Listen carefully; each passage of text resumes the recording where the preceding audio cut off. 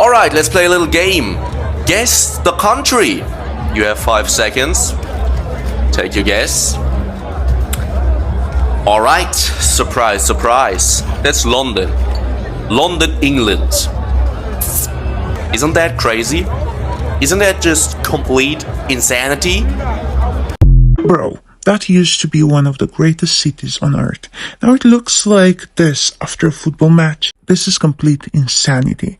This isn't just a bit of mess after an event. This is what happens when you import millions of people who don't share the same values, the same respect for public spaces or basic civic responsibility. British streets used to be clean. People took pride in their city. Now, we've got areas that look like third world markets after every big gathering. And don't get me started on the excuses. Oh, it's just young people having fun. No, go look at videos from Poland after their national team plays. Streets are clean, people respect the place. Same sport, different culture, completely different results. The contrast is night and day. This is modern London in 2026. One of the richest cities in history, packed with cameras everywhere, and they can't even keep the streets clean anymore. Why?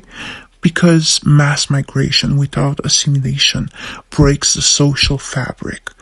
You bring in people from places where throwing trash on the ground is normal behavior, and suddenly it becomes normal here too. The British people who built that city are now minorities in their own neighborhoods, watching it get trashed.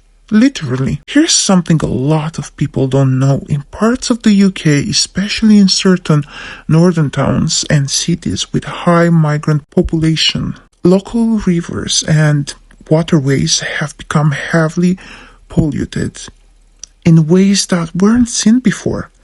Waste, litter, and even sewage issues have spiked in some areas because proper waste disposal habits simply weren't brought over. One lesser known example in how some smaller rivers and canals near migrant-dense neighborhoods turned into dumping grounds. Shopping carts, plastic waste, old furniture, you name it. Local environmental groups quietly reported massive increases in cleanup costs and fish die-offs. But the stories don't even make national headlines because it doesn't fit the narrative. They import third world habits, and the environment started looking third world too. This is the direct result of open borders, soft policies, and politicians who care more about virtue signaling than protecting their own culture. They told everyone, diversity is our trait. Well, here's our trait. Garbage everywhere, polluted rivers, zero pride, and locals too afraid or too outnumbered to say anything. Young guys in those red and white shirts, some of them are probably second or third generation, who were never taught what it means to be British. No connection to the history, no respect for the place their parents or grandparents moved to. Just take, consume, leave the mess for someone else. This is why countries like Poland said no thanks to the mass migration experiment. Their cities still look like actual European cities, clean, safe, theirs.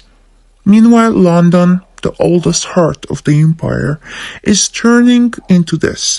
We need to wake up in the West. Clean streets aren't racist.